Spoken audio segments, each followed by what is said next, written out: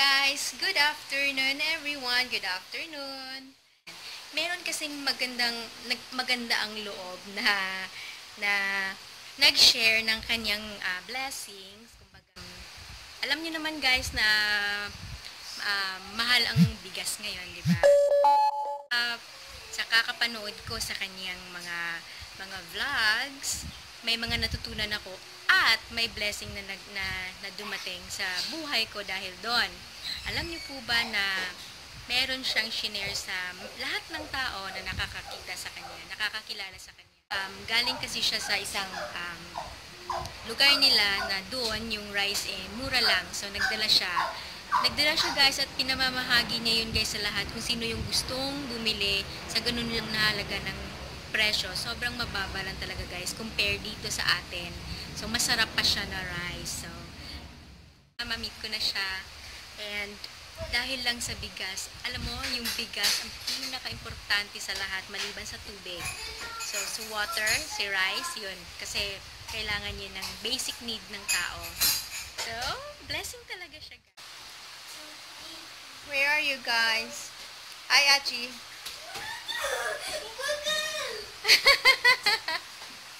Ihiya pa sila. Tsaka alam nyo guys, alam nyo yung parang ganito na kayo ka-close, feeling ganito mo na siya ka-close sa kakanood lang ng mga vlogs niya.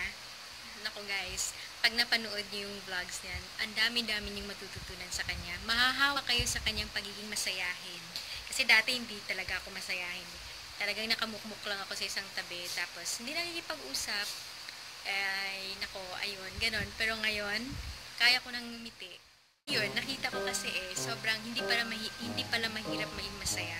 Kahit sa konting bagay lang, kailangan maging masaya ka na. So, ayun guys.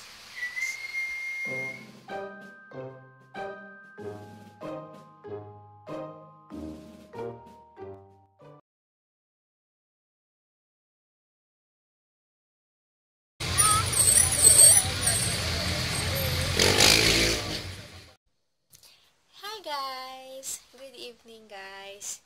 It's, yung oras na ba ngayon? Mga 10 o'clock na ata? Or mga 10? Ano oras na ba, baby? Change ito ng damit. Kakarating lang namin. Kumuha kami ng ng rice kay Muffy Ducky. Ayan. Sa wakas, nakita ko na rin siya. And, nakipagkita kami kay Muffy Ducky. Kasi meron akong pinuntahan doon. And may itatry ako na masarap na rice. Kasi sinabi niya na masarap yung rice. Kaya naniwala ako na masarap yung rice. Kaya titikman ko yun. And guys, mura lang guys yung rice na niya na shinare niya sa ating lahat. Kaya ayun, Achi. Dito kayo matutulog? Yes. Mo lang ito sa box sa labas. Kasi and namit din ng mga kids. Ayan, namit din ng mga kids. Yan. At ni Bunso. Where's Bunso? Ayan. Sleepy ka na? Oh, sige, bihis na para makasip na. Namit nila si Chris. Ayan. So, para silang magpinsan daw, sabi ng mga anak ko. Para lang daw silang magpinsan na matagal. Feeling nila na parang pinsan na nila si Chris na matagal na nilang hindi nakita. So, yun. And, guys, sa wakas nasamahan din ako ng husband ko para din. Kasi matagal ko na sinabi sa kanya na pupunta sa may store. Kaso lang, kasi may gusto kong bilihin doon. Kaso lang, hindi niya ako masama-samahan dahil busy nga. So, ngayon, sabi ko, samahan mo ko kasi rice yung kukunin natin. So, yun. Pinamahan niya ako. Pero, thank you daddy ha, kasi, thank you sa daddy ko, husband ko, kasi, pumayag siya, kahit galing siya sa work, pagdating niya dito sa bahay, nung sinabi ko na pupunta kami doon, kay Muffy, pumayag siya. Thank you daddy. So, then, ganda ng smile ko, kasi ang ganda ng nakita ko. Guys, ang bait niya guys, sobrang down to earth siya guys. Parang Basta wala na akong masabi. Ang bait niya talaga, guys. Kaya dapat makilala niyo rin siya. So, yun guys. Magchichika-chika pa ako at next time, bihis lang ako at mga bata kasi sleepy na din tomorrow. Maaga pa gigising kasi maagang school. So, that's it for now, guys. And, see you tomorrow. Hi guys, ito si Bronze. Ayan, si Bronze.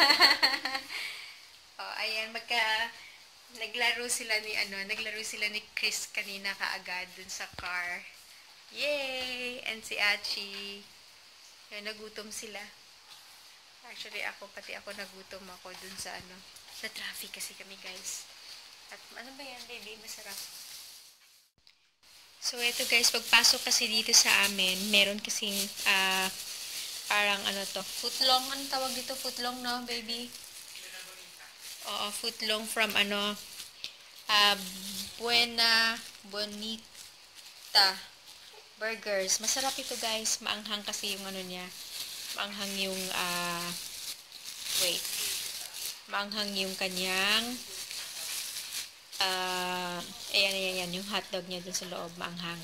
Mahaba ito guys, kaso lang, pinahati namin, kasi nga, masasayang at pag hindi naubos. So, ayan guys. So, ayan. Kain muna sila. Kain tayo guys. Masarap to. Here, footlong.